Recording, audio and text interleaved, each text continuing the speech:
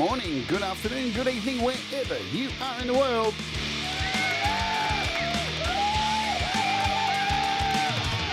My name's Jade, and this is The Interview.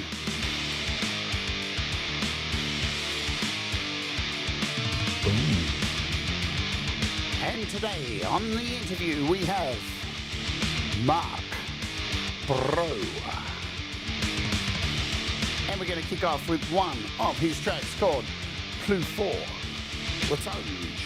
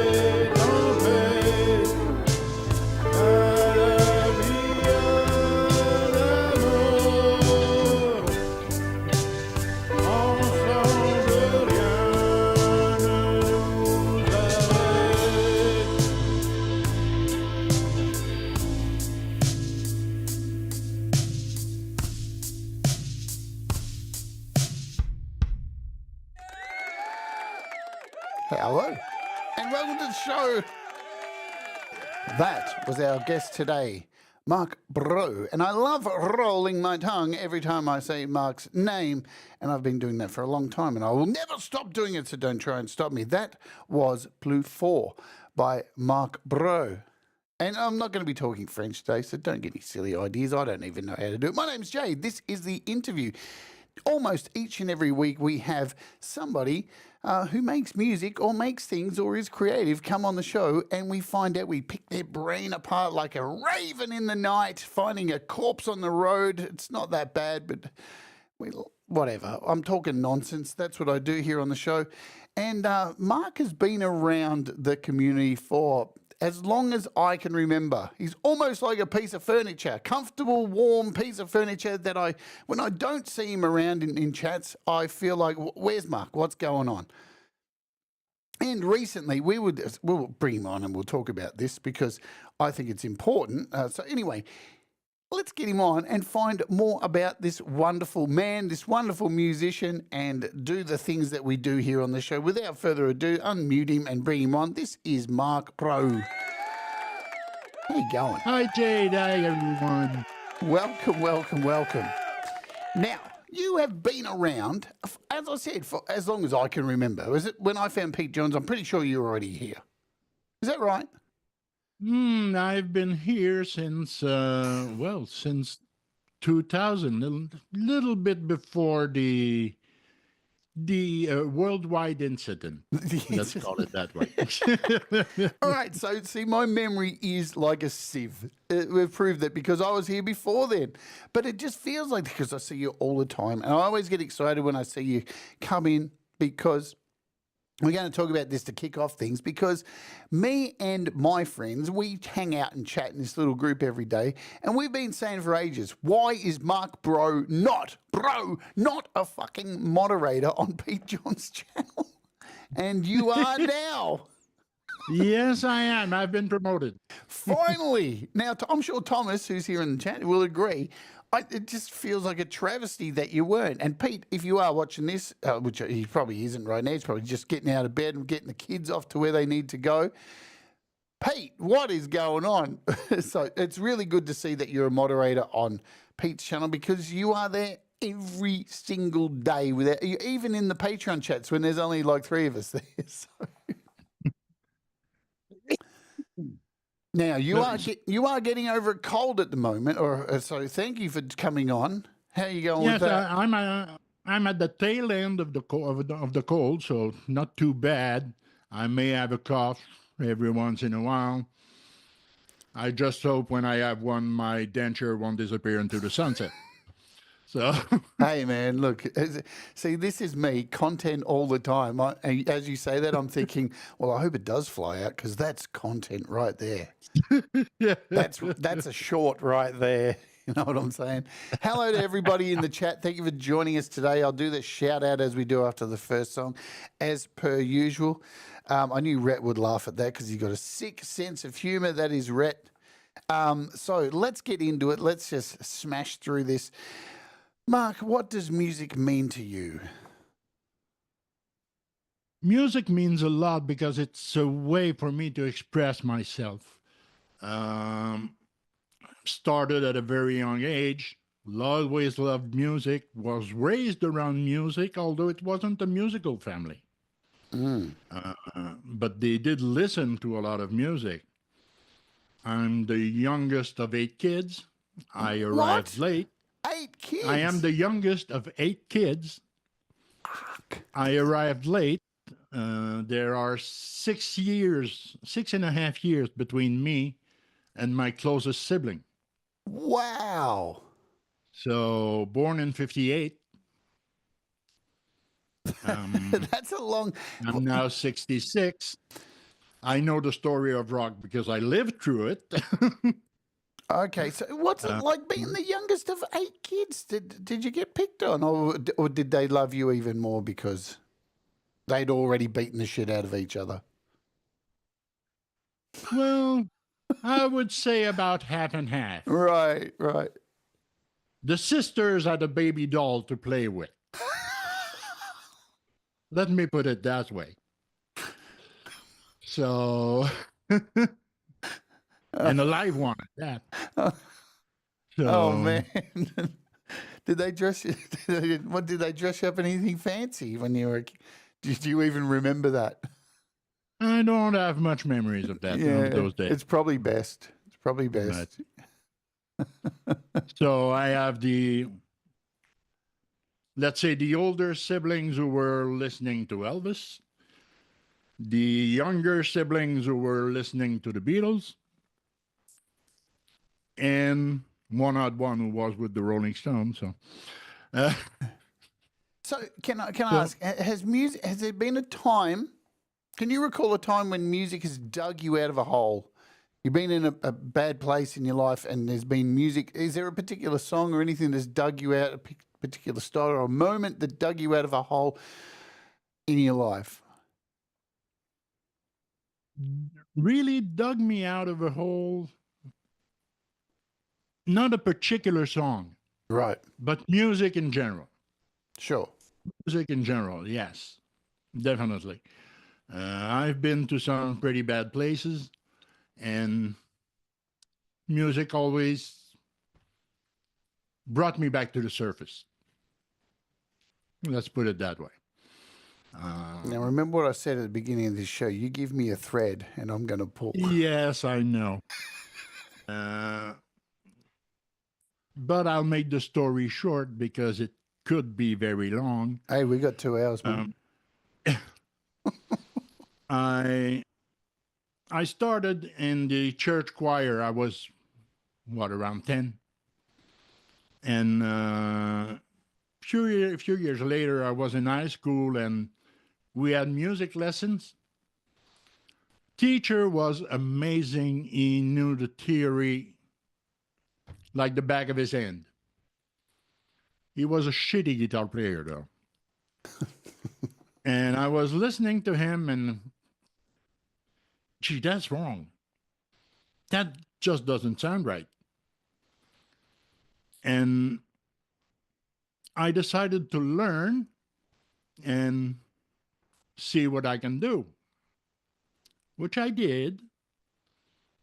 Took a couple of years of lessons, and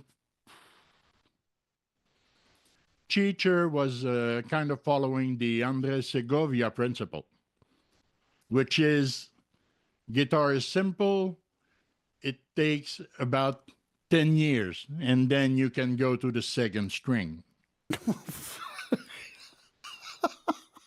So instead of wasting my time, I just learned by myself. Did the Yeah, basically. Let's just say I did a few bar chords. And so that's how I got started. Been in a few cover bands. Started getting a few contracts, even though I was underage. Started to get a few contracts in bars in Montreal and got a small following, but that just didn't last. Well, let's rewind. Let's Okay. rewind because you said and Pete's just joined us. We're just saying, Pete, welcome. Party, Hey, Pete. Pete. Pete's partying already at 7:30 in the morning. How does he do it, Mark? How does Pete always party? He doesn't look like such a party guy, but he apparently he is. And I've met him, and he's always got balloons and everything. He's the total party guy. No, but you mentioned back then that you'd been to some dark places before. Yeah, I'm getting to that. All right, cool. I'm getting to that. All right. Well, the reason it didn't last was because I couldn't get any booking anymore. Mm-hmm. And the reason I didn't get any booking is because I didn't do what the booking agent wanted me to do. Well, basically, they made me an offer that I refused. Okay. So I'll just leave it at that. It was another time, mid-70s, so I just let it go. During that time, I met this wonderful lady that became my wife and decided, well, if I'm going to plan to go and have a family, and I got myself a job. Dreadful job that I hated all my life. When you're poorly treated, depression really sets in quickly. And when I say poorly treated, I mean you just signal the boss that you're going to the restroom and he starts a timer. Oh, man. Okay, that's the kind of place I was working at. Wow. So, 35 years of that, I've had more than enough. After 33 years, I had to seek help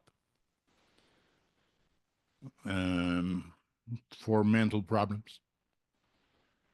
And, well, I got help and just enough to last long enough to retire. Damn. So that was hard. That was hard. I must say that I asked for it because when I saw the treatment that we got, I became a union steward, and therefore I was walking around on the job with a target on my back. Yeah, absolutely. They tried to fire me 3 times, if memory serves me right. Never could do it. But still, I went through that, and luckily, most of the time we could work with headphones on. The old yellow Walkman. So we had music, and that helped pass the time. Right. So that helped me through. And when I finally retired, I was facing nothing. Yep, that's the one. That's the one. This was, folks, Mark's savior right here, the savior that got him through all this nonsense that idiots want to put people through. There it is right there. Yep. That's it. That's the one. And where was I? Okay. So music helped me to even things out, let's say. When I retired, I was facing nothing. I didn't know what to do. Took a few odd jobs here and there, part-time just to keep busy. And then I discovered this funny little guy with a hat who's telling me that I can make music with an iPad. Yeah, what a shock, hey? What? Hey, I still got my guitar. I got an iPad. I'll just get what I need in the middle and I'll start. And that brought us to the first song you just played. So that was your first song that you released? The first song that I released, I believe it was my first participation in Songtember. Mm-hmm. So Songtember 2020. See, that's what I love about Songtember. There's a lot of people who have released their first music in that little ridiculous 1 month time frame, which personally I don't agree with. The stress of 1 month to put a song out, that is an unrealistic goal, and you should never do that to people. But in this case, I give Pete a pass for it because it does do this for people. It opens the door for so many people to start their journey, and you have done that. let's hold You it. did. Let's hold it there because we're going to cover all this. I want to come back. I want to walk back. Right, come take me on a journey. We're going all the way back now to back when you were a kid again. And you mentioned being the youngest of 8 and being in a household with all that music. Who were all these artists? Because you would have had such a massive palette. Now, you've mentioned a few of them, but I would love to hear the broad spectrum of music that all of your long tail of siblings would have been listening to and how it affected your brain. Oh, gee. All right. So, as I was saying at the time, the oldest were listening to Elvis and those era from the era. The youngest were listening to the Beatles, the Rolling Stones, and so on. My parents were listening to Dean Martin, Lawrence Welk. So it's a wide range of stuff. I discovered a few myself. Cousin came home and with 2 records. Oh, they look nice. Goodbye Yellow Brick Road by Elton John and The Magician's Birthday by Uriah Heep. Oh, wow. Oh, that's something else.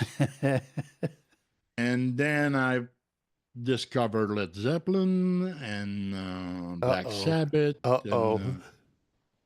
And the fun began. Not the devil's music. What the devil is that? That's about the only thing. To give you an idea, I bought King Crimson, 21st Century Schizoid Man, the album. And I started to play it on the record player, and my father come in,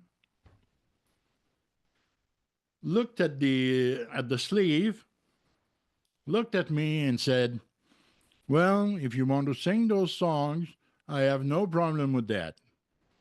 If you have to distort your face that way to sing it, I don't want to see it. If you remember the sleeve of that album. Yeah. Yeah, well, my dad was a very down-to-earth guy. I mean, really fun, really open-minded. And I can't thank him enough for everything he did for me. Never disputed my logic. For instance, I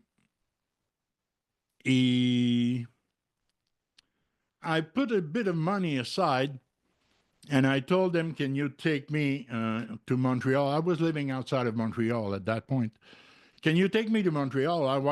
I'd like to buy an amp for my electric guitar. I'd like to buy a better amp. And he says, shouldn't you keep your money to buy yourself a car? You cannot drive your girl around on an amplifier. I said, no, but I cannot plug my guitar in a radiator either. You could put and wheels off on we the went amp. to get an amplifier. That's the kind of relationship we had. Awesome. I love that. So that's basically all those experiences opened my mind to so many different genre and style of music. For instance, if I take my music app and put it on shuffle, it would go instantly from, this is amazing, you got to listen to this, to, yes, I know, don't judge me. Okay? Basically, Between Rammstein and Genesis, you may very well hear Under the Sea from The Little Mermaid. I love that. That sounds I like listen my player as well. I listen to everything. Yeah. You can learn from everything. The only no, not true. I'm not honest here. Oh, oh. The only type of music I don't listen to is Western. Oh, so Country country. is fine. Country is fine, but not Western. Oh, well, And now let hang me on a minute. define the I was difference. just going to say, can you define them, please? The floor is yours. Well, when you can hear the horse keeping the beat in the background, that's Western. Can't stand that. So basically, that's where I draw the line. Right. I've never had it defined before. Now I feel so much better. 52 years on this rock, and nobody's ever defined country and Western what the difference is. I just thought Western was the same thing as what country was. Whatever. You know, that's an interesting thing because country music has changed so much, I think. I think of country music and I think of Willie Nelson. I just automatically go to Willie Nelson. But now country has morphed into more pop music and rock. And it definitely has. I guess they had to, didn't they? They had to take on kind of like metal introducing rap into it at some point. You kind of got to introduce something in there because you can't have every country and western song about the girl who's sitting there crying into a bottle of whiskey over a man beating the shit out of her. Country integrated a lot of what we considered at the time Southern rock Right. and also yacht rock. So you've got artists that are considered country now, like Kenny Chesney, who are actually doing yacht rock, or that would have been considered yacht rock at the time. So genre are blending, and I think it's fun because it's an evolution of everything. Things got to keep moving. They do. And all right, let's talk. We're on genres at the moment. I think this is fun because our good friend Rick Beato, who's got way too much time on his hands, I believe, dropped a video this week saying, "Are music genres dead?" Are we at that? Do you think we're at that point? I was going to do a rant on it this week, but I've got a different show I have to do. So, do you think music genres are completely dead? Sometimes Rick Beato, I don't know. Sometimes I just think you should like take a Bex and lie down. But anyway, what do you think? I think that genres are melting together, Yes. bringing us to different places. Take prog music and metal. Gentle Giant has nothing to do with Black Sabbath, and yet we have Nightwish. True. Yeah. That's good. Yeah. That's good. So many ideas can come out of that. Metal has nothing to do with Broadway and shows and Broadway shows and musicals, and yet we have baby metal. Yeah. When I was listening to black metal, I was a big black metal time for a while, probably until they started burning churches down. That's when it got a bit weird, and then they all started stabbing each other literally and shooting each other. And it was like, I think I'm going to take a step away from black metal. They're getting a bit too serious. But then black metal started mixing like folk music and mandolins and little dancing gypsies and stuff. And I was like, What is going on? Weren't they all just murdering each other 2 months ago? And now they've got like all these old folk instruments. Blah. Exactly. Things change Exactly. fast, don't they? It does change fast, and it's amazing the imagination, the inspiration that these people have. It's totally crazy. Mixing rap, electro, and hard rock, and you've got Electric Cowboy. Yeah. Well, didn't they? It's not necessarily my favorite style, but it's fun to see. Yeah. I feel bad for them too. They had to change their name. They were doing so good. And then all of a sudden they had to change their name because there's another. Yeah. That was tough. That was tough to watch that happen. You know, it's interesting about with music and styles and the way these things grow really quickly, because this music doesn't have a lot of room to grow, does it? We only have a circle of fifths. There's only so many letters in a scale, but somehow as humans, right, we can't seem to evolve and stop killing each other. But somehow, out of this tiny amount of notes on a scale, we have been able to manipulate that into so many different styles of music, it is just unfathomable. Whatever that word is I tried to say.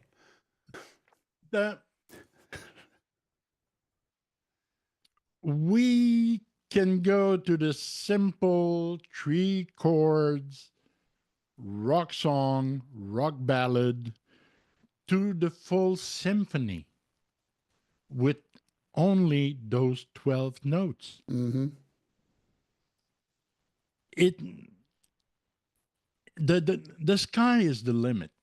The sky is the limit. Because it's not only the notes, it's the story behind it. The lyrics may tell a story, but the music does tell a story too. And that's when it gets interesting. Yeah. You can you can shred a solo on a guitar and say absolutely nothing. You know? Yes, I'm looking at you in Malmsteen for the last few albums. How did you know that? I went to his guitar clinic, man, and I ended up just standing at the bar and just drinking, and I didn't even pay attention to it. It was one of the most boring things I've ever been to in my life. It was a guy. I felt like I was at a public exhibition of a man masturbating in his clothes. Exactly. But at the same time, a slow player can play a blues and it will get to your soul and rip your heart out. Yeah, totally. So let's play a song and we'll come back and we'll say hello to all these kind people who are here hanging out in the chat. We see you. And now, normally I don't ask what songs are about. I stopped doing this because I think that it breaks the mystique of the music. But because some of your songs are in another language, I think today we might break that cycle. Now, I'm not sure which ones are and which ones aren't, because my research is just terrible. But we're going to play Sigma. Do you want to tell us what Sigma is about? Sigma is just a little ditty that I did when trying my new acoustic guitar. Mm-hmm. It's an instrumental, so no language problem there. And it's just a little idea I had in my head, and I've just put it into the DAW. Well, you know, sometimes the music might have been written in French, even though it's got no vocal. I've just been a dick today. All right, let's play this. Are you ready, guys? We'll play this and we'll come back and we'll talk about it in a second. This is Sigma by Marc Brault. Let's Oge, baby.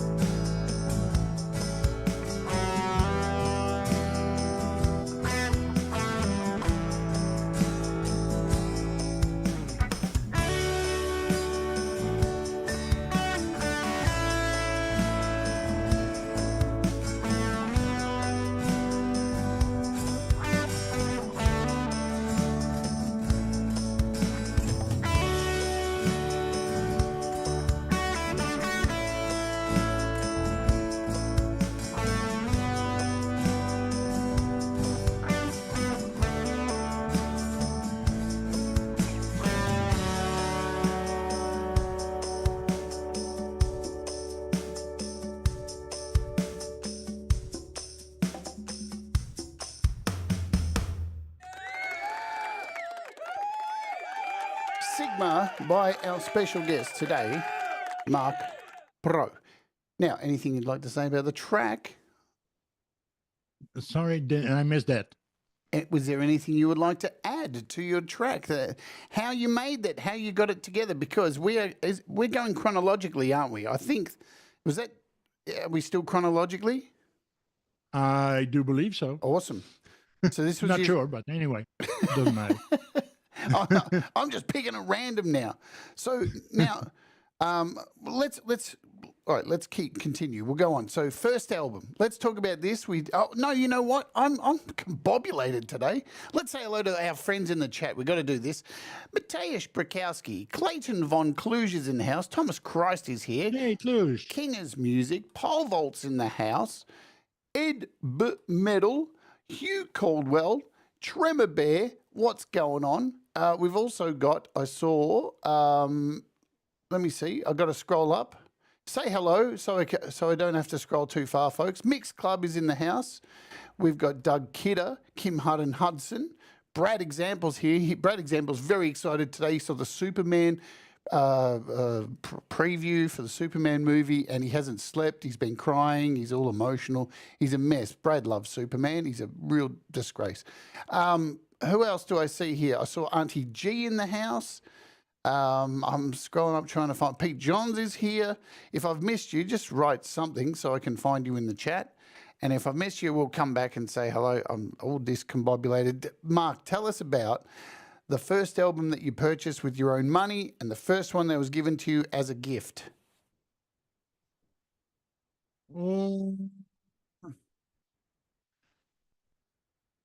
The first that was given to me as a gift was given to me by by one of my brother, Yvon, who passed away last year. I'm sorry to hear that. And it was ZZ Top's Fandango.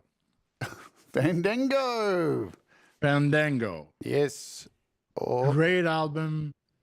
Gave me a real good taste of Southern rock, and Billy Gibbons is just amazing on this. That would make Gary Hobbs very happy. No doubt. And the first album I bought for myself was Led Zeppelin 4. Wow. Of course, for Stairway to Heaven, but I quickly stopped listening to that song because I was listening to the rest of the album. Why do you think that song became so big for them? That, it's got its own joke now, from Wayne's World and all that stuff. Why do you think it was that one? Stairway to Heaven is a weird animal, to say the least. It is rock at the end, but not quite totally. It is a ballad at the beginning, but not quite totally. It was taking us somewhere else. And I believe that's why it caught on that much. A few bands that started experimenting before that. I mean, talk about the Beatles, and so it became kind of a harder extension of that, and I think that's why it caught on. Doug Kidder wants to know what year you purchased that album. Oh, gee. I'm 66, man. Memory ain't what it used to be. What's wrong with you, Doug? It was on Tuesday. I went in and I picked it up, and I remember that day very well. What year was it? Well, I remember. I remember I had bacon and eggs that morning. You got a good memory, Mark. Has anybody ever told you that? There you go. Over easy. Over easy. Nice one. You know, Stairway to Heaven, it was interesting. It was one of those songs that I overheard and went, when you're a metalhead and you have this attitude for a period of time where when things get popular, you go, that sucks. Which I'm glad I'm not that kind of metalhead anymore. I grew out of that. But I remember because Stairway to Heaven was such a big song, that became that sucks. I refuse to sing that or listen to that ever. And then I started singing it at karaoke bars. Why did I do that? Not because I like singing it, but it gave me 10 minutes on stage to do death metal growls and make a total, absolute, frickin' out of myself and just waste everybody's time by butchering the song and making it so ridiculous. And it ended up being people would request me to do it all the time now because it was so funny. And now I know it backwards, and now I hate it even more. So, the things you do. Ed says, you remember where you were when you heard it, but not always the date. That's true. And Doug says, I was dead. You're pretty, you're pretty good, but do you know Stairway to Heaven by Led Zeppelin? Only after a month it had been released. I never heard Led Zeppelin until then. Led Zeppelin was a start for a lot of people. Now, one of the interesting things, we're talking about metal, I kind of knew you for a while, but I had no idea you were such a seasoned metalhead. Oh, yes. Yeah, oh, yes. I've seen, was it 3 times? Judas Priest? Mm-hmm. Van Halen. I've seen Motorhead. I've seen quite a few of them. And I haven't seen that many shows, but they're mostly metal. They're mostly metal and hard rock. We had a pretty decent hard rock band from Montreal called April Wine that were really fun to watch, and that I was going to see in bars before they got it big, and that was really fun. And that's the point for me. Metal is fun music. It's a burst of energy. It's a time to let it all out and scream and shout and have fun. Yeah. That's what brought me to it. Yeah, and I only really discovered this because of my opening hours. I would, choose some obscure metal band or something, and I see you come along, and I'm like, holy shit, dude! You don't. I think that's the thing about metal too. People come from all walks of life for metal, and we've been through as a genre of music something that apparently Rick Beato thinks doesn't exist anymore, but metalheads have been through a lot. We've had at every turn somebody's been wagging their finger saying, no, no, no, no, no, this is going to destroy our civilization. This is going to blah, blah, blah, blah, blah. And it ain't yet. So it makes me laugh that people get so worked up about metal and some of the lyrics inside of metal and have no idea that some of the greatest paintings ever painted came from the Black Plague. But I don't see them getting taken down off a fucking wall. It's bizarre, the anger towards metal, that we're going to cause the world to explode. I really don't understand how this notion began. Most people who are outside the metal circle absolutely don't get metal.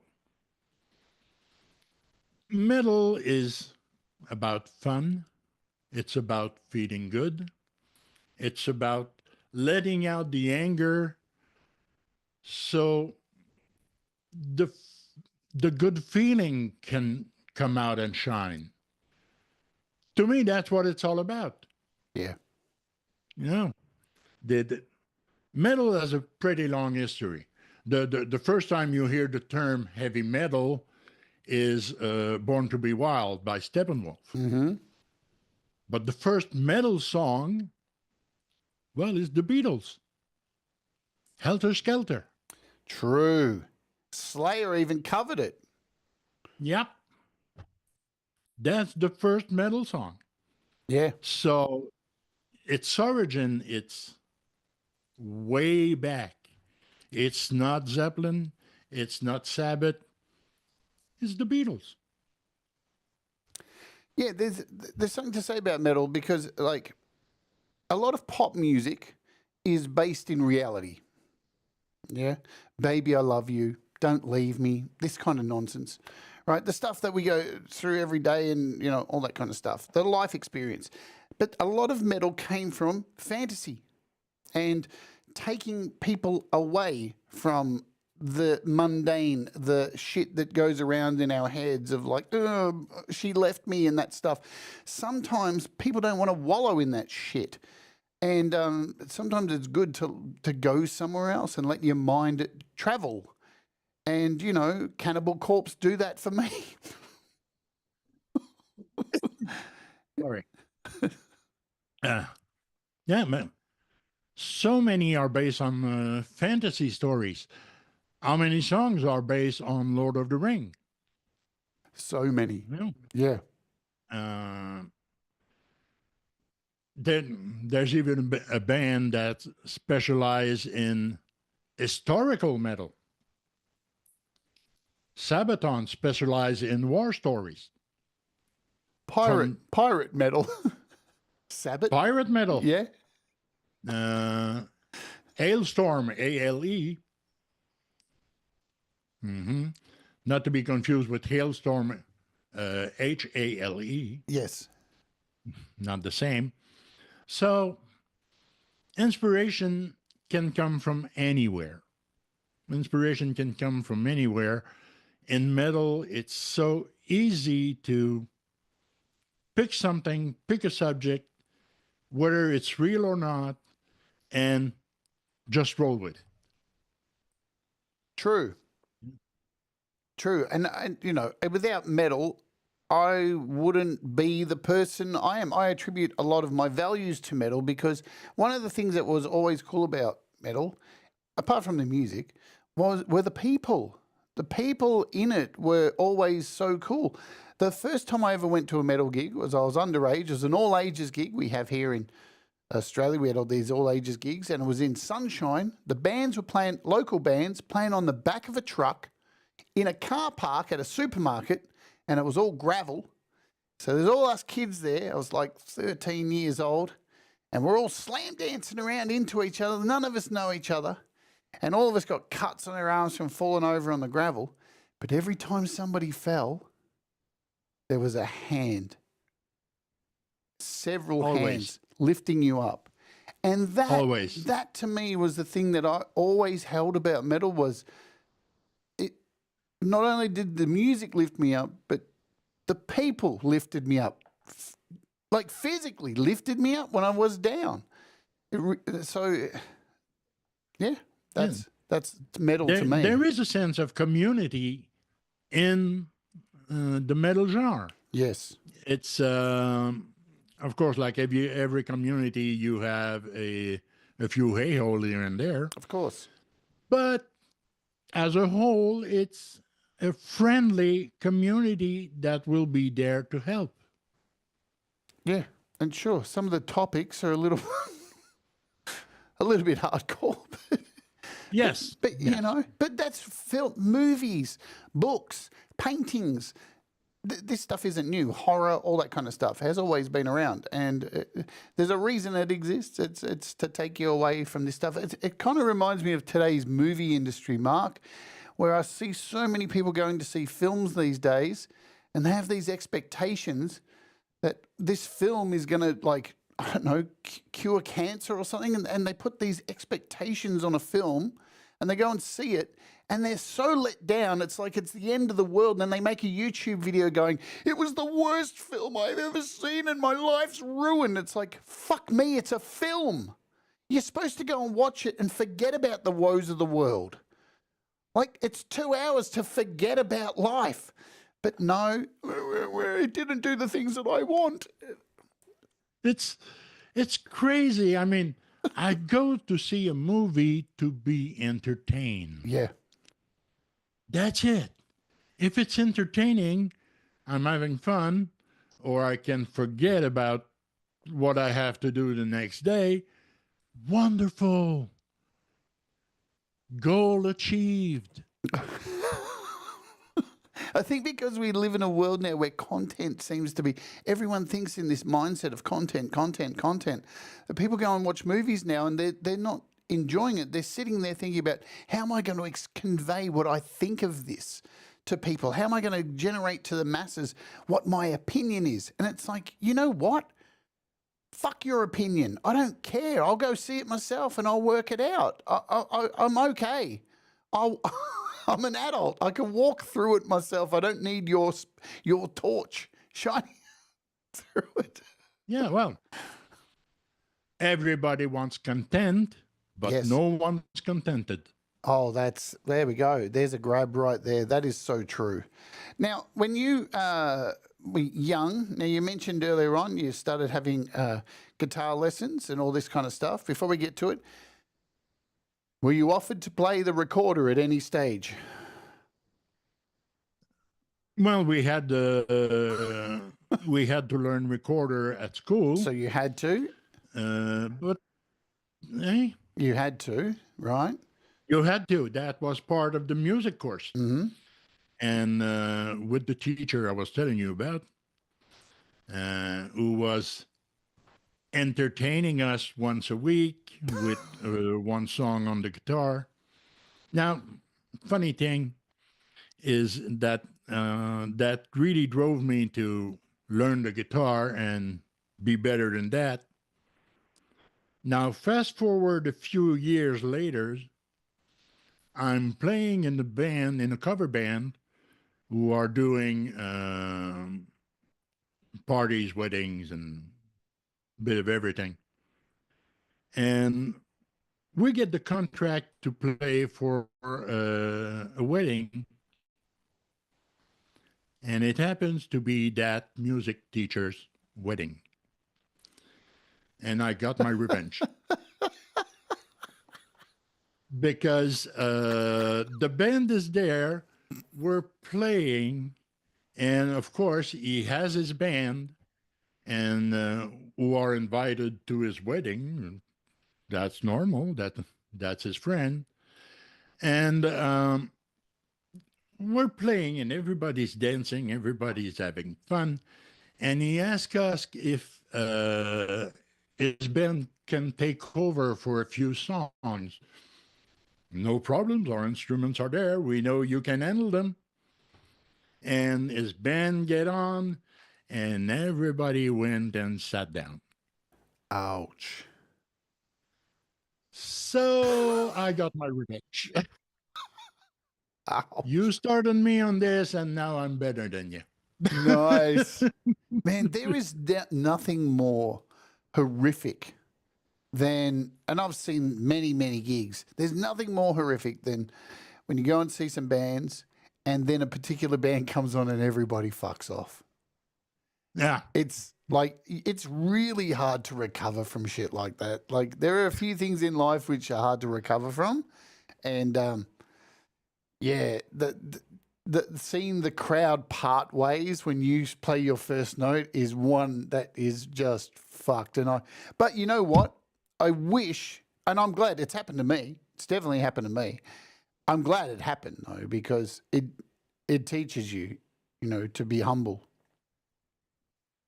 Always. Yeah. Always be humble. Yeah, absolutely. There's a reason you are there and that you can do it. And it's because there are people in front of you. You see, whether you play for 2 people or 20,000, it doesn't matter. You have to play your best every time. So true. And that's the truth about doing YouTube as well. To anything, it's absolutely the truth. You have to play like there's nobody watching. Like in your mind, you have to play like there's tens of thousands of people watching. This is your last gig.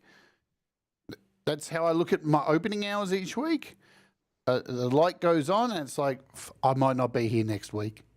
go for it. Just even if I fall over and break my leg halfway through the show, it's all good because you've got to, because that's performance. It's not recording. Recording music is boring.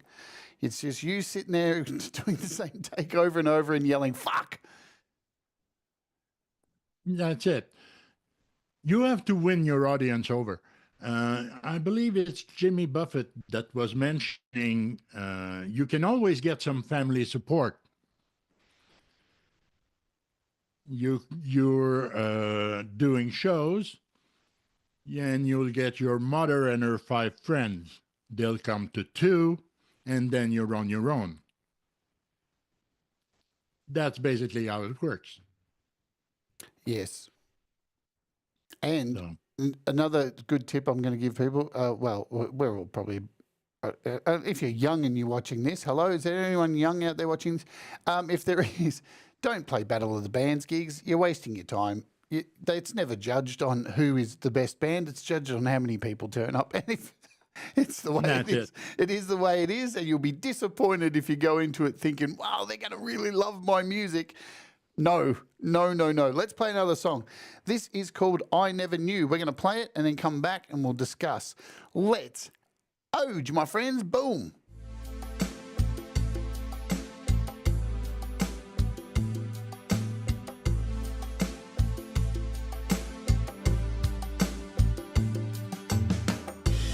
We had a love that was so sweet, the kind that made me feel complete.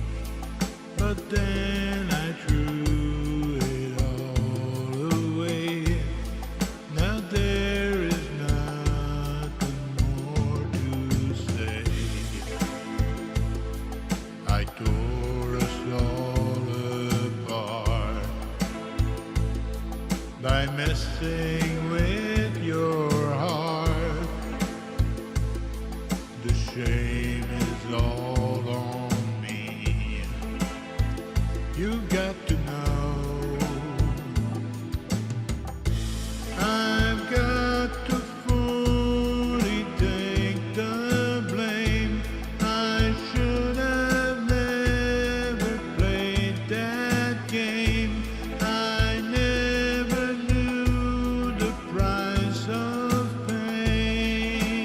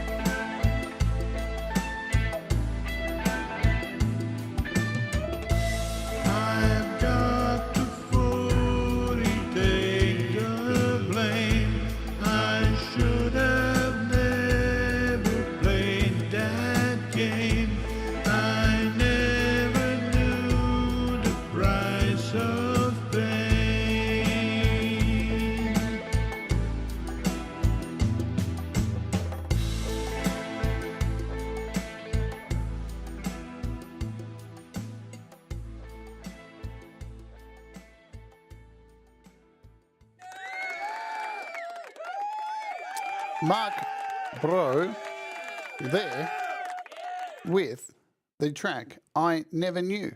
Welcome back, everybody. Now, we're at our halfway point. I need to run an ad. So every day here on the channel, we run an ad just so everyone gets it at the same time. So I'll run that. You can become a YouTube Premium subscriber to skip the ad or just skip it yourself, and we'll come back to you. Now, while I'm waiting for those who may have gotten the ad, I just need to run through a couple of things because this week has been pretty crazy here on the channel, yeah?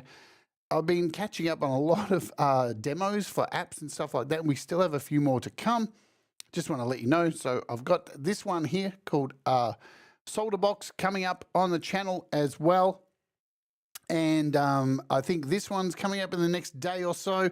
There's going to be a whole bunch of them drop, which is FM Zone, and there's two others that I don't have thumbnails for, so keep your eyes peeled.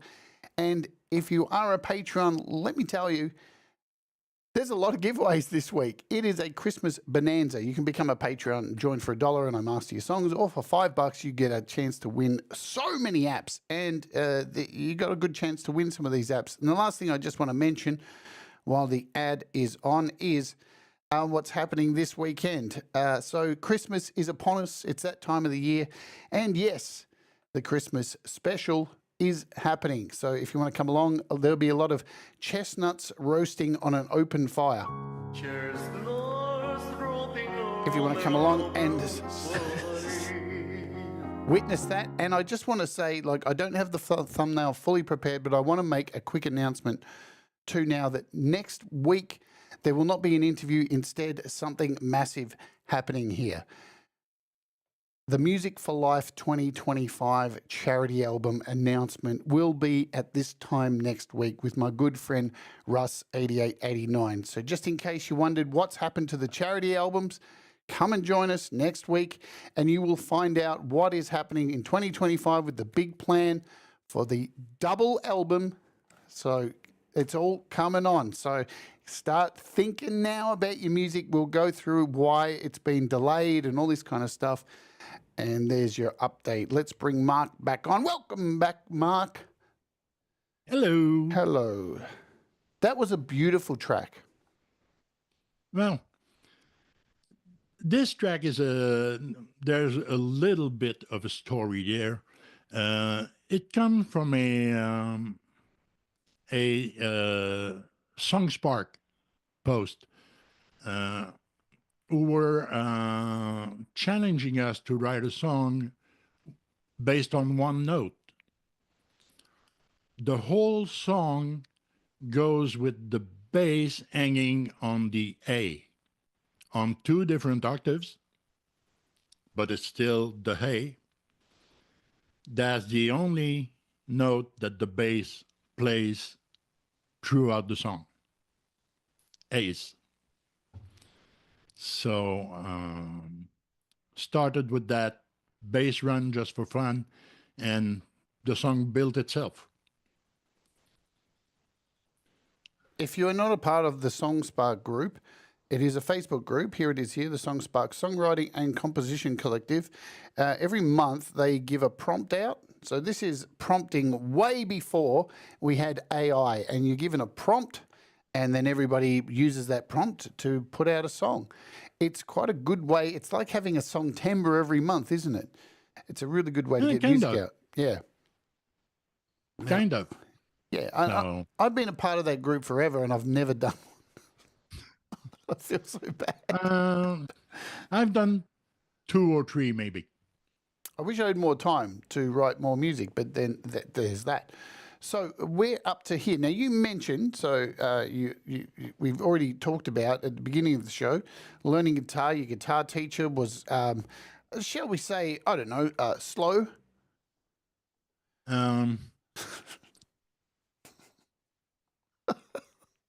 Knowledgeable, but not that proficient. Right. And then from there, like, you took it upon yourself to learn what you wanted to learn, which I think for a lot of guitarists, this is a thing.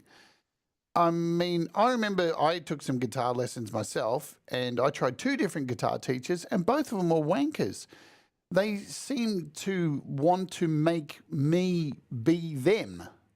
And I got very frustrated with that, being a person that's like, I don't want to sound like fucking any of you.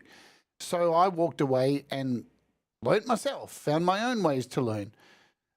Do you think this is a common thing for musicians to get frustrated with music teachers? Well, in my case, it was more like, well, here we have the Berkeley Book of Music. Let's go through it. And so, nah, not really my bag. So I went and learned by ear, learned song by ear, and but it worked. It worked. I did learn a bit of theory, which really helped. I remember a band with friends of mine who's a guitar player fell sick on a for a New Year's Eve gig, and they called me. I said, I don't know what song you're playing or what, and I just got on stage with them. Stood beside the keyboard player who was playing the keyboard and shouted me the chords, and we went through the whole set that way. So I knew the song, and okay, we're in D. All right. That's rock and roll. That's the way it's done. Hello, Viv Sparrow. Is there anyone else? Scott Borthwick, I see, has joined us. There's been a few other, I don't know if I said hi to Hugh, but there's been Javello, I saw join as well, and Clayton, and a whole bunch of people have joined since. But thank you for hanging out with us. So you go through this teacher. Now you start playing gigs. Was there an original band in there? No original band. I was doing my stuff on my own. With one or two songs of my own and covers of the rest that I was playing in bars. Because at the time in bars, you didn't play your own song. You played song that people wanted to hear. I was allowed to play one, sometimes two of my own, but that was it. But, that's the way it rolled at the time. So... especially that a few of those gigs were in after our place. So, yeah. Titty bars. Yep. Yep. Somewhere between the blues duet and the stripper.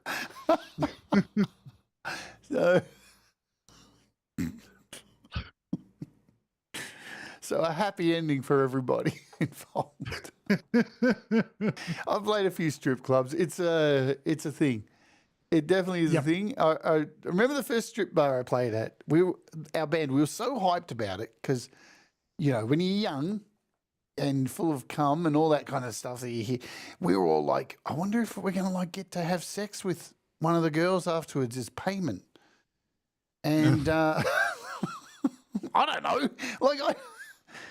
this is when you're young and you don't know, and then you play the thing, and then you go there and you look around and you realise this is one of the most depressing places I think I've ever seen. Everyone is so miserable here, but they're all there for this thing, chasing after this thing that once they get it, they're just going to want it again later on. At one point, you realize that, hey, you're there to do a job, and so is she. So, I guess that's her 9 to 5. Yeah, I've been in that industry. It's just that in her case, that's 9 p.m. to 5 p.m. Yes. To 5 a.m. I've worked in that industry, Mark, and let me tell you, it is one of the single most frustrating industries to work in, to answer calls from clients. It is so frustrating. And then by the time you get through the calls and you meet the person, you already want to murder them. So it's pretty hard to act affectionate to anybody like that. Because people are fucking stupid. Anyway, titty bars. How do we get into titty bars? Mark was playing titty bars, and I love it. Titty bars. Yeah, also. because at the same time I was with cover bands playing different venues, weddings, and at one point we did a show. I don't remember what the occasion was.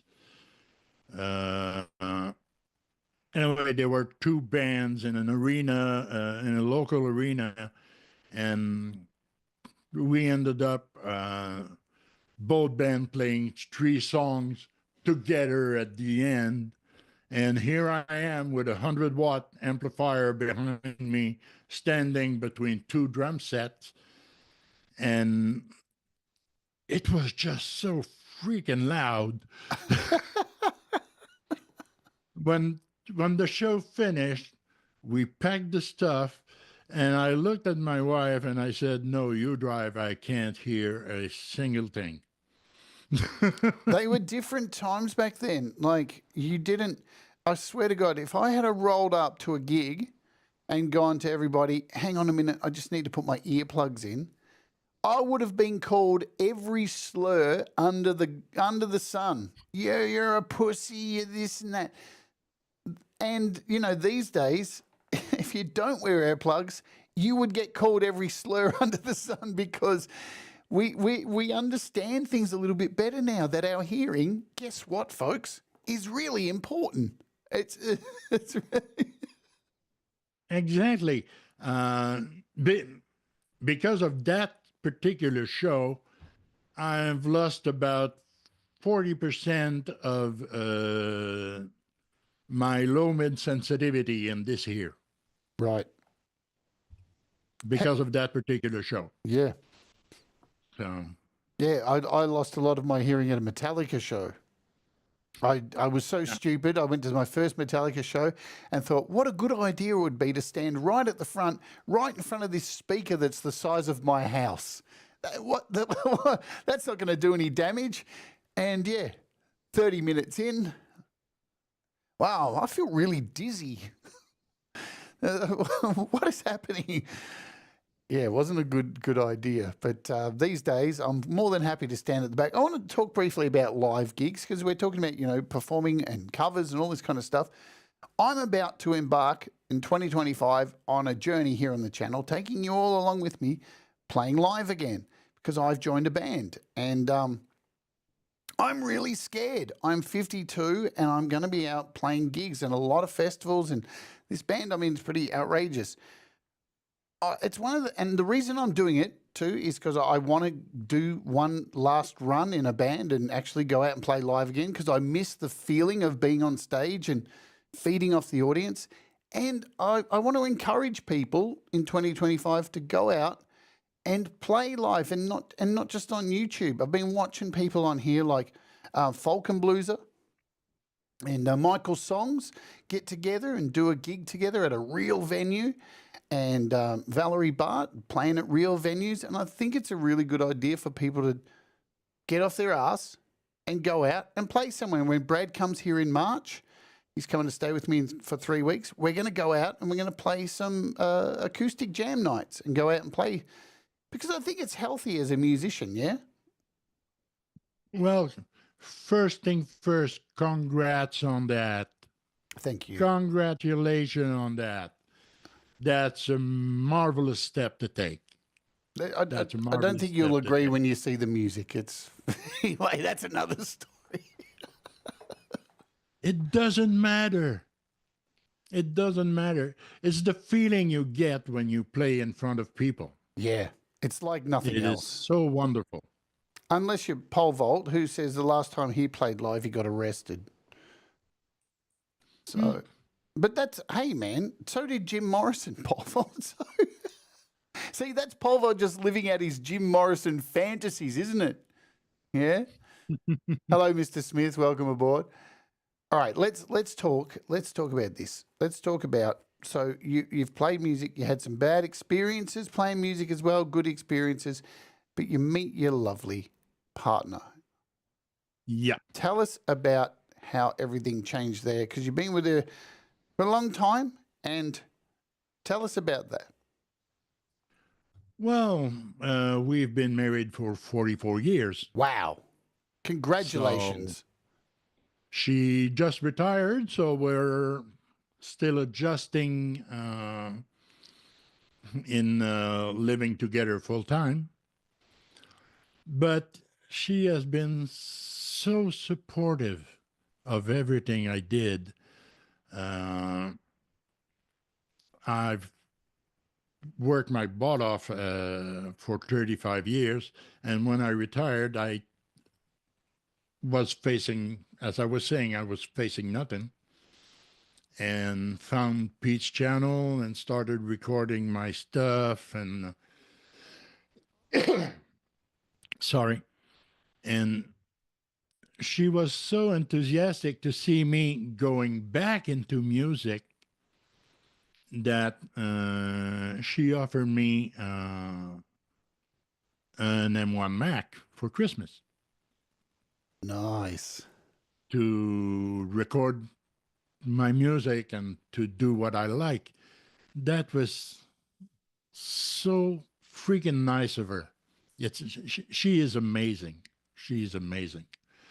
Uh, I must say that during that time, I did play some music, but never, nothing serious long term.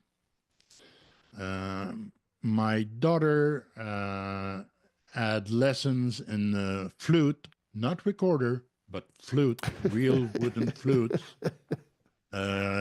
classically trained for a while.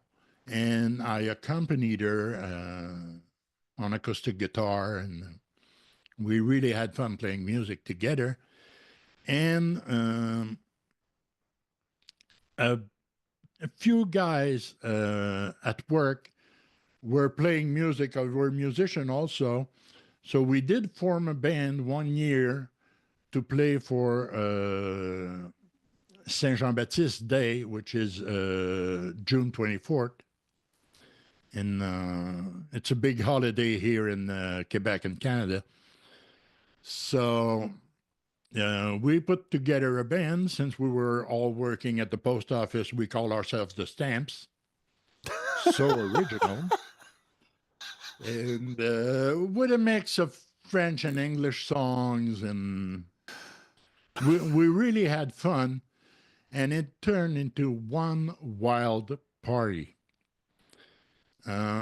Just to give you an idea,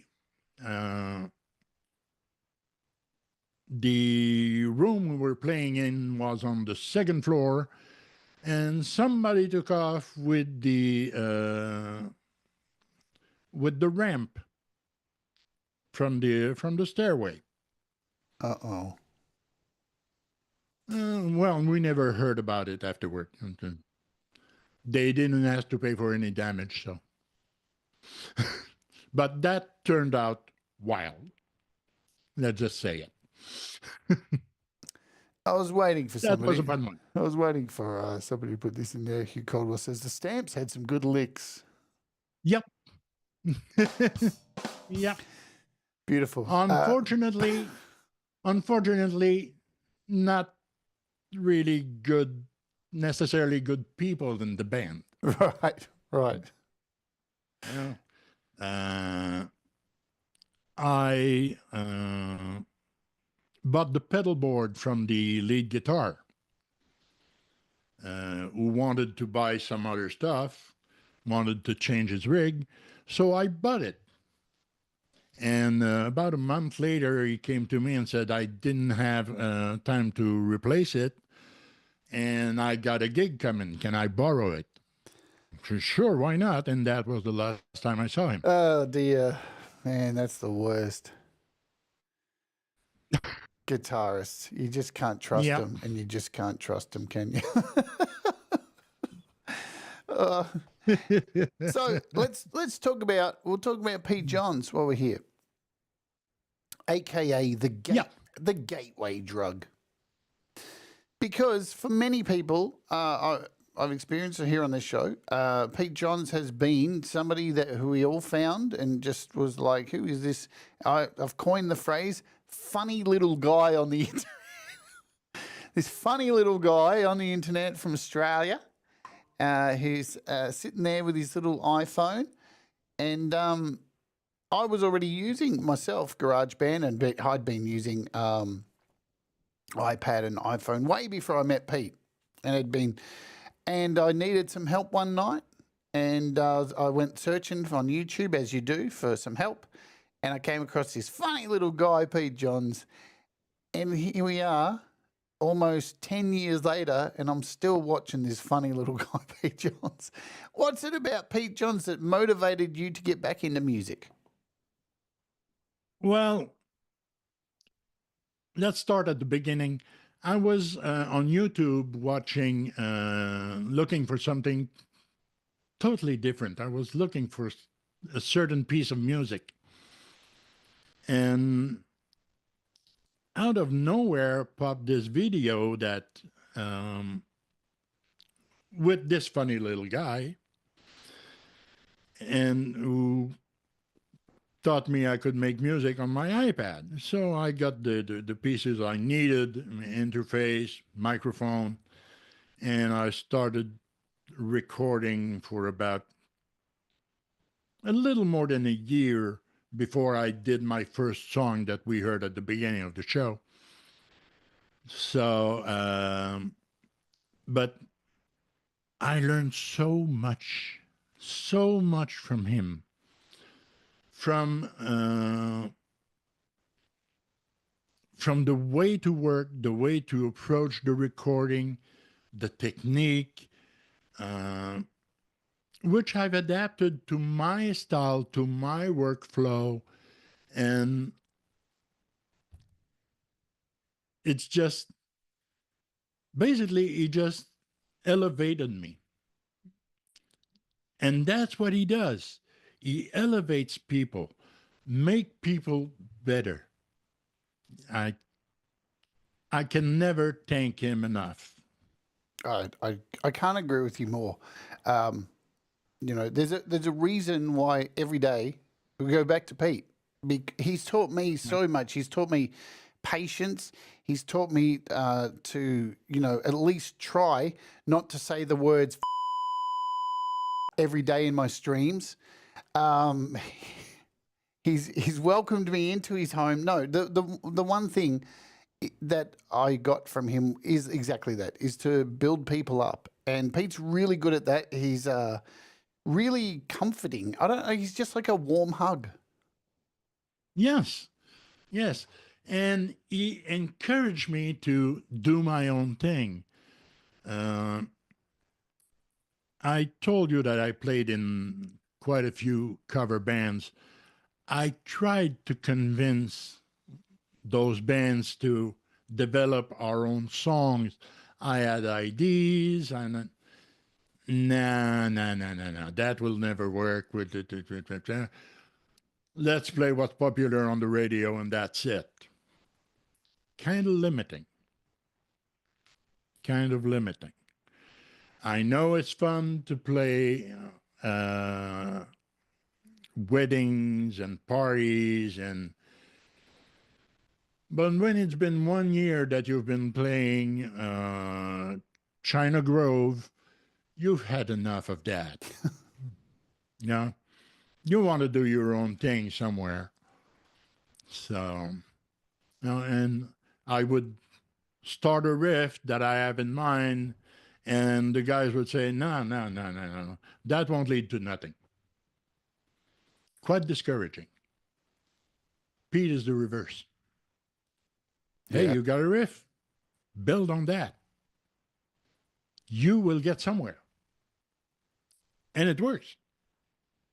Yeah, I think there's a real difference in YouTubers who offer help. There's one category, there's the people who are like, hey, I know everything and this is the right way to do it. And there's a lot of that on YouTube. This is the right way to do it. And then there are people that build you up instead of like saying this is the absolute, because there are no absolutes. This is the absolute right way to do it. And building people up to experiment and find out for themselves and go for it is definitely the way to go.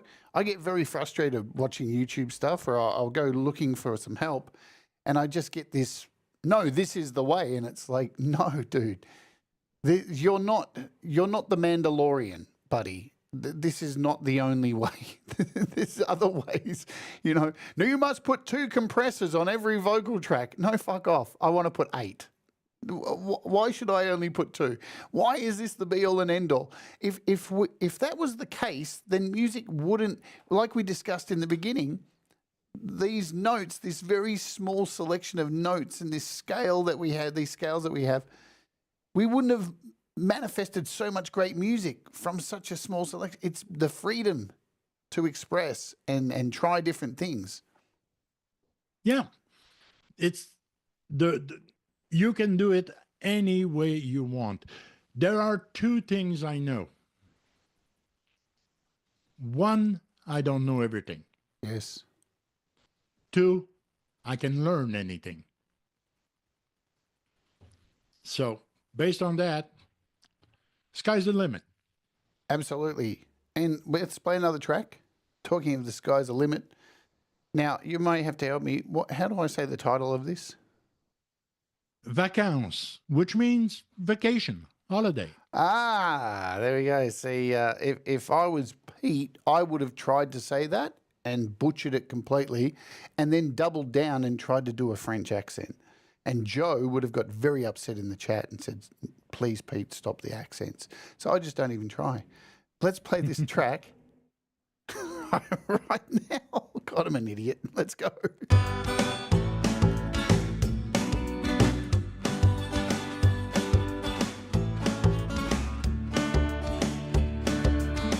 Ça fait 1 an au-dessus que je travaille comme un chien. Je donne du temps à mon boss, puis il me reste presque rien. Mais là, le temps est venu, il faut que je prenne soin de moi. Avec une petite frette dans ma main.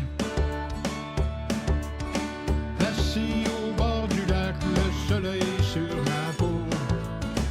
Une belle brise me caresse, vraiment, y a rien de trop beau. La seule chose qu'il y a de mieux pour apprécier la vie, ma blonde dans mes bras, dans mon lit. On en profite pour oublier tous nos soucis, prendre le temps de respirer puis de profiter de la vie. Y a rien qui nous énerve et on passe chaque jour à vivre d'eau fraîche et d'amour. Ben relax dans notre bulle, y a rien pour déranger. Et tout autour de nous, le temps semble s'arrêter. Dans notre petit chalet qu'on a décidé de louer.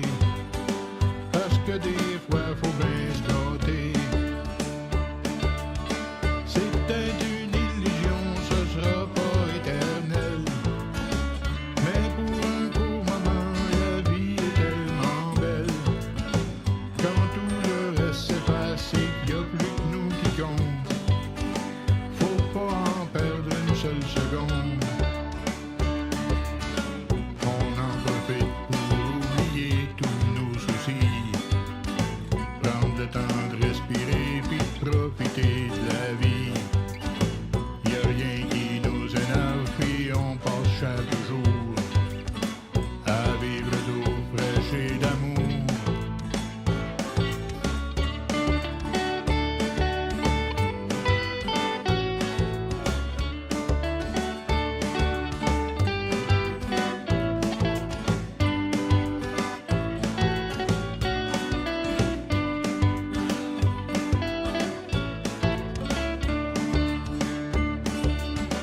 On en profite pour oublier tous nos soucis, prendre le temps de respirer puis de profiter de la vie.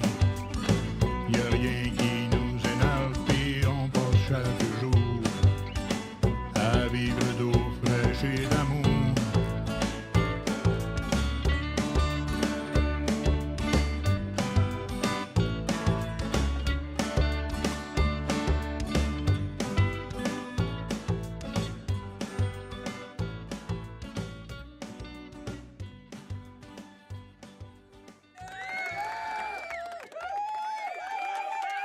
Beautiful. Beautiful stuff.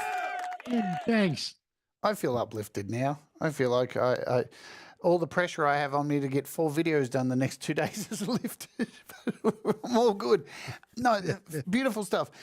This is one of the things I love about the music community that we have here, is that you are introduced to so many different styles, and it's very healthy to listen to differing styles. It's one thing I learned when I was at school and I had this great music year in year 12. I was just a total metalhead, and then I got forced to sing like "Being Around the World," nay, and I'm like singing all this stuff that I've never heard before, and then I was singing, before you know, I'm singing James Brown and all this stuff, and it just made my metal better. It just did, because it then had this wider scope, and that's one of the great things about this community, is that we have so much different music to listen to and draw from for our music to get better. Like, you know, it's a two-way street. Not only are you there supporting people's music, but at the same time, you're getting ideas yourself. And as Hippie says, make sure you get over and sub up Mark if you haven't already, because he's a massive supporter of many people in this community. Now, you said about learning things, and I have a bullet point here called, this is literally what it says: you can teach an old dog new tricks. Oh, yes, you can. Definitely. I mean, I'm 66.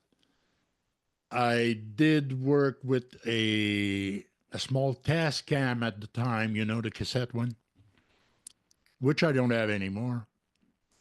And I didn't know I could make my own music in my own studio in my own apartment. I learned that. I learned how to do that. I'm not a keyboard player. I learned to play a bit of keyboard in order to support my music. I'm not a soloist, but I learned to solo a bit. I'll never be a shredder, but I can do something tasty to accompany my song. I've learned to do that, which I never did before. There's always room to grow. Yes. I guess that's what I'm saying. There's always room to grow. Absolutely. And it, like, I had we had a guest on last week, a really proficient session player who's, you know, done everything. And even some of the discussion we had off air, which I wish I could have put to air, was about the fact that back in the day, say 40 years ago, people were specialists at one thing. And and this is why the session music business has kind of died off, because you looked for a specialist, you look for a specialist guitarist, you look for a specialist keyboard to come into your recordings. But these days, due to the fact that we have such a broad place of learning with places like YouTube, you don't have to be an expert at everything, but you can dabble in a bit of everything, and it comes off as something much bigger than what your skill set is. Would you agree with that? Yes. Yes. It's, or at least much bigger than what your skill set was, Yes. because you are building your skill set over time. You're learning new things. I believe my producing is getting better with every song. And by the way, I don't release everything I record. I must have 100 projects on the Mac that I haven't touched in quite a while, because they're not ready. The way my mind works is I have a few riffs, a few chord progressions, and they seem different, but they're rolling in my head, and suddenly one day, whoops, those two came together. Oh, I've got the start of something. Now I'll go work on that. Usually I have the song recorded within a week. The dreaded list of unfinished products. Yeah. Yeah. Fortunately, they're not called song number 50. I do name them to remember Wow. them. All right, you're way ahead of me then, because I still have a lot of those suckers in there. Song 25, song 190, song 1000. Yep, it's and I'm sure many people have still got that too. And you look at it and go, "Good God, I don't even want to click it and find out what it is. It's going to be terrible." But they exist. Let's talk about gear for a second, because I find this interesting. Now, you mentioned in your bio that you don't have a big setup, and I feel personally myself, I was making better music when I had less. I won't say I work with minimum gear, but I don't have much. Right. As a keyboard, I got an Alesis V49. Yeah, that's it, the V49 model. For a keyboard, which is a basic MIDI controller.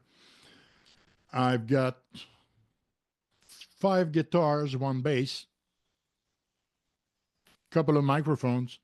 And that's about it. That's it. But that's all you need, isn't it? It really is all you need. Like, I walk into this studio most days, and I don't look at it as a recording studio. I look at it as this TV kind of studio. Because when I do sit down to make music, because there's so many options, I do get overwhelmed by it. But I think some of the best music I was making was when I was homeless and living in a park and living under a tree with an iPad and a guitar, because I was still making music. But I was so desperate to make music that and you know what I mean?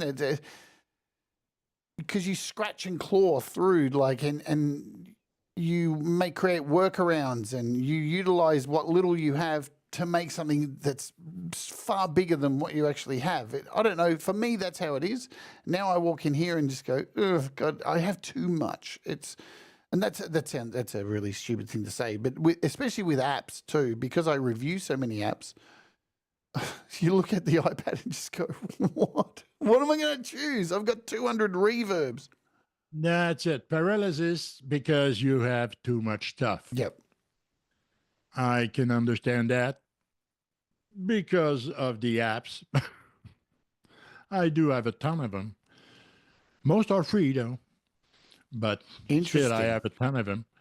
But when it comes to the gear themselves, the only thing I fancy is the guitars for the different sounds, the different tonalities. Mm-hmm.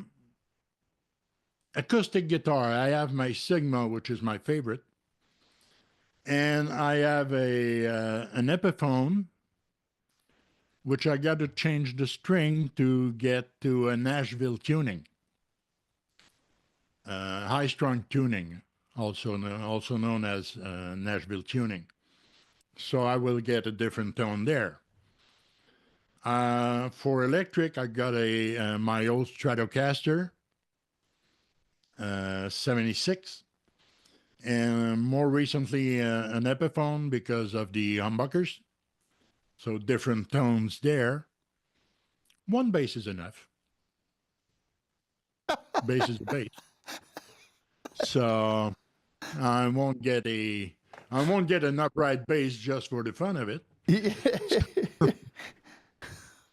I thought the same thing. 1 bass is enough, and then I got sick of down tuning every time I did death metal, and down tuning a 4-string down to that lower B, because I write a lot of metal in B. So I just went and bought a 5-string bass, and now I just pick that one up and go, "Cool, don't have to tune it, easy peasy, beneasy." Sometimes I have to have a good reason to buy a guitar. There's that. Speaking of guitar, we want to play this little song in here because we've got a couple more. We've got Pete coming up after this, so I want to get into apps after this. Let's play this. This is a little ditty on guitar. This is called Decades in the Sun. Let's just do it now. Let's ode.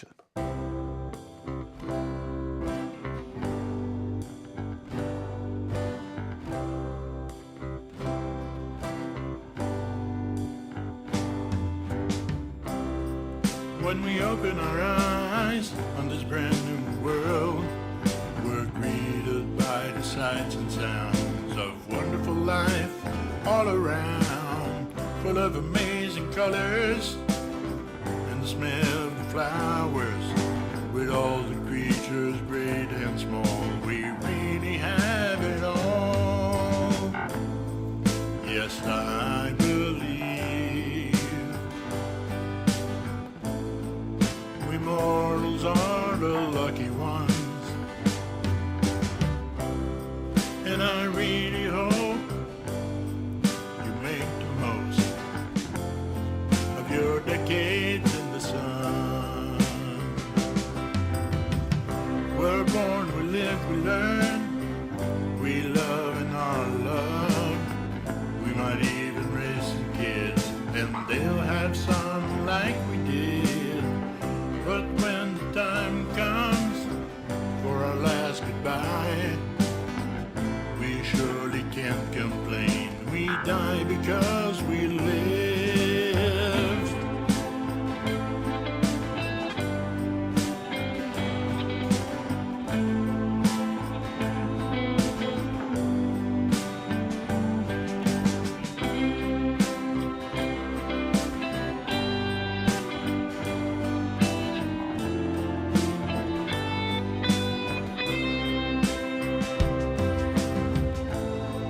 Yes, I believe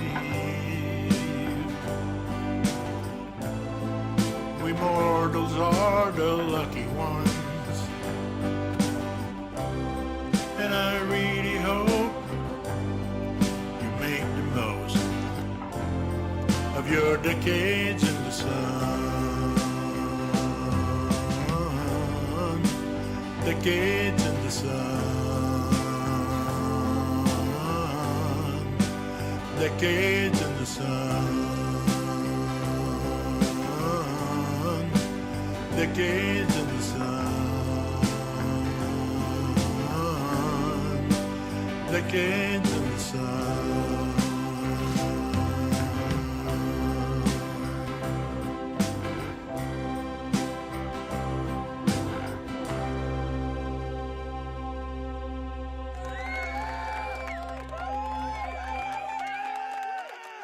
I love that song. I love that song. I love seeing the natural progression of people's music grow and get better and better. And that's again, I get this is what these shows showcase. Not only do we get to hang out and find out a bit more about each other, but we get to see the progression of music, how it's changed and grown. So that was from September last year, wasn't it? Yes, that was September last year. It has been a tough year prior to that. It's a year where I lost my last uncle. Mm-hmm.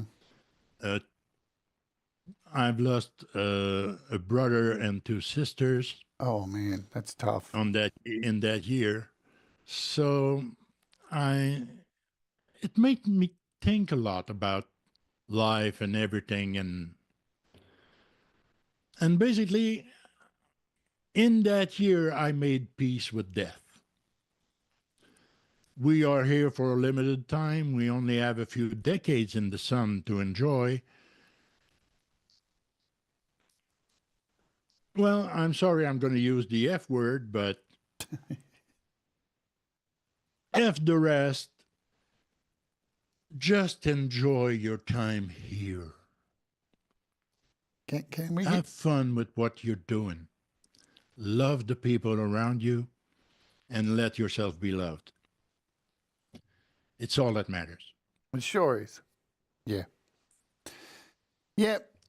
We spend too much time obsessing about Yeah. mindless stuff. You know, even the last 2 weeks, I've cleaned out so much shit on my YouTube channel, so much politics. I've just deleted all the channels. And, you know, I have been so much happier not seeing that orange idiot on my screen 24 hours a day and all the characters around that orange idiot on both sides of the fence talking out the sides of their mouth, telling me what they're going to do to help, and they just don't do it. And it's just so pointless being involved in it. And I'll tell you what, you clean that shit out, you clean the idiots out and just enjoy the moment. There's a lot to be said. Well, um, shit is temporary. Yes. Not giving a fuck is for life. I love how you said, I'm going to say the F word, and then you didn't say it, and now you just casually drop it, which Yeah, I love. I had to. Yeah, because the F word is the happy word here on this channel. Yeah. So much to my own detriment. Some people have left comments saying they refuse to watch me because I swear too much. Well, fuck you. Whatever. I don't care. Sometimes, sometimes it just needs to be said. Let's talk about apps because, you know, it is a thing. Do you have a few of them that are your go-to? Maybe just 3 we can rattle off? Are your go-to apps? Be it on whatever, Mac, iOS, whatever. Okay.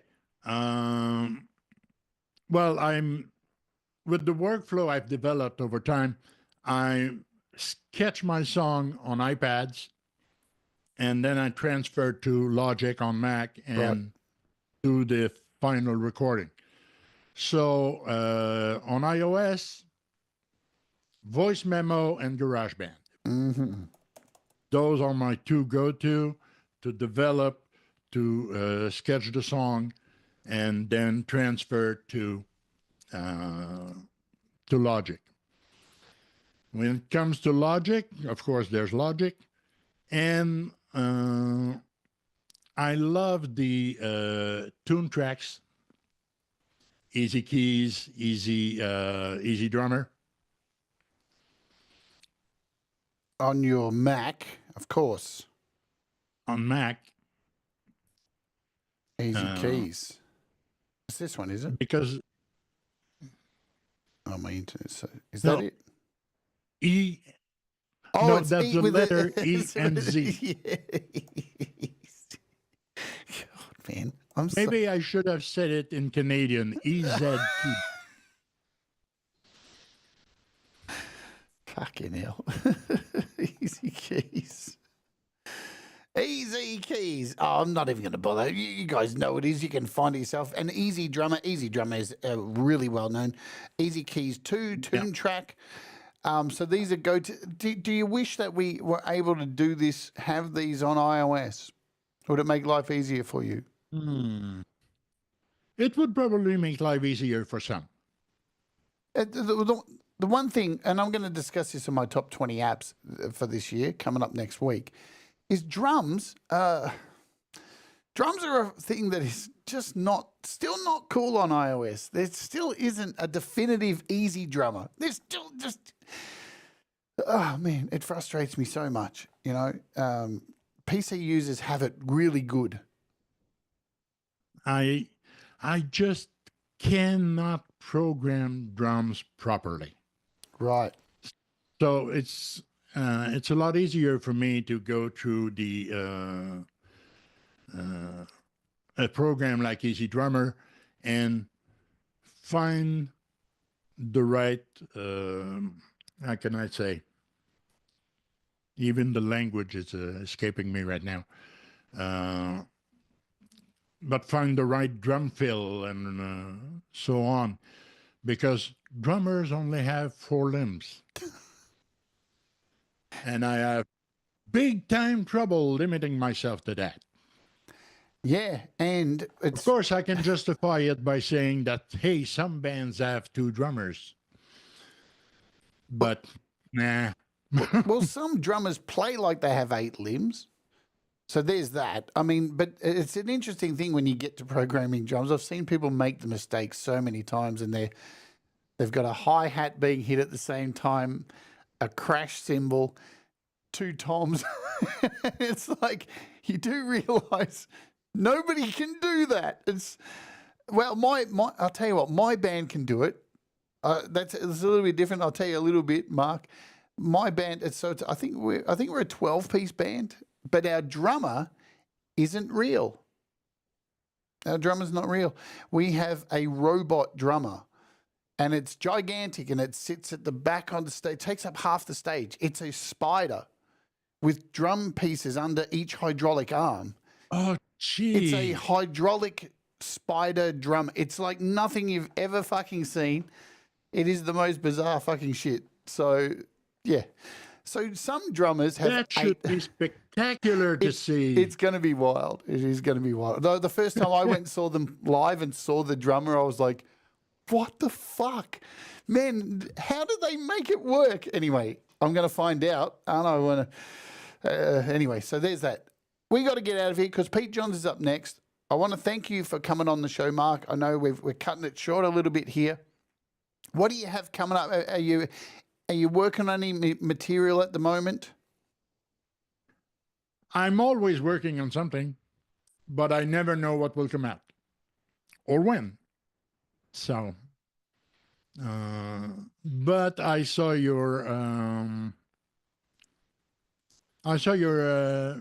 pre-announcement for the new charity album, and I already have 4 sentences in mind that I need to write down. That would be the start of something. Beautiful. We'd love you to be on the charity album. So, yeah, if you didn't catch the announcement at the start, next week, this time, there will be no interview, but Russ will be on here, and we are announcing the 2025 Music for Life charity double album.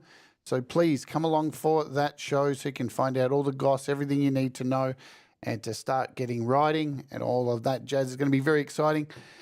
Folks, you want to get in contact with Mark, you want to go hear his music, all the links are down in the description. It's all done for you. Go and support Mark. Go and leave a comment on one of his videos. Let him know you love him.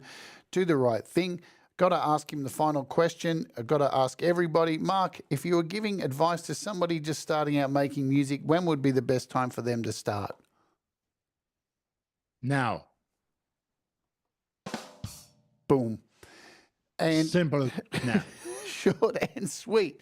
We love you, Mark. I'm so glad I've got to have you on here and get to know you a little bit better. It feels like I've known you forever anyway. I see you almost every day. You know, be it whatever channel, I always see you pop in and out, and you always, dude, you like nearly every one of my posts that I put up. So, yeah. But you're a legend. You make great music. We're going to go out with your Songtember song from this year, 2024. This is called Deal With It. And we've got Pete Johns coming up immediately after this. He's going to do an Apple Year in Review. So I'll leave the Thanks for having me, Jade. It's my pleasure. Thank you for coming on the show. You are awesome. Please hang on the show till the end so I can say goodbye to you. Let's do it, folks. Let's get out of here for this week. Do the things that make you happy. Mistakes make you better, and we'll all rise together. Stay awake. Don't be woke. Let's deal with it. Just fucking deal with it.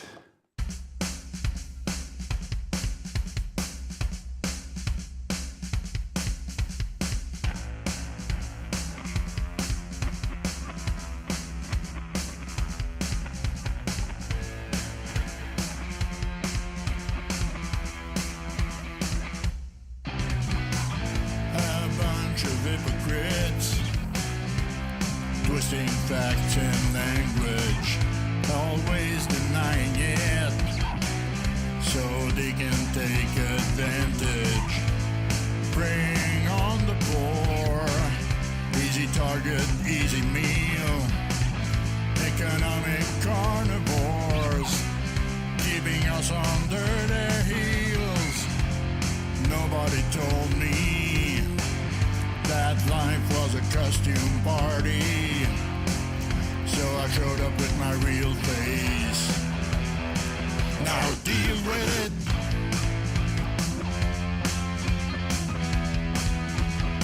Just deal with it.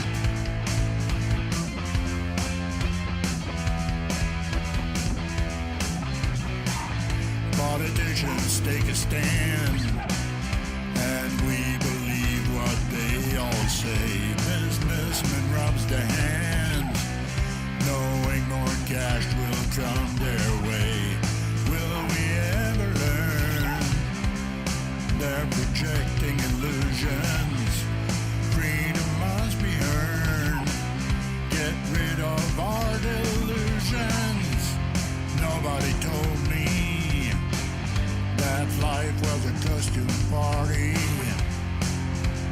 showed up with my real face. Now deal with it.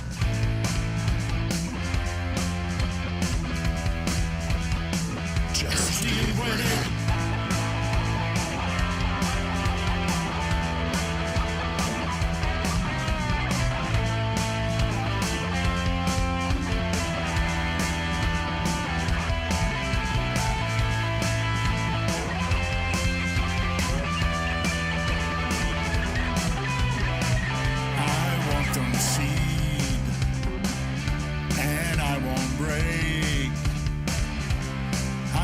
Stand up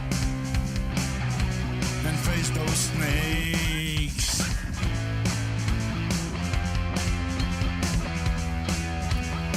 Now deal with it.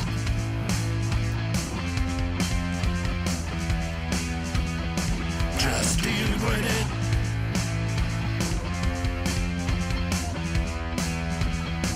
Just deal with it.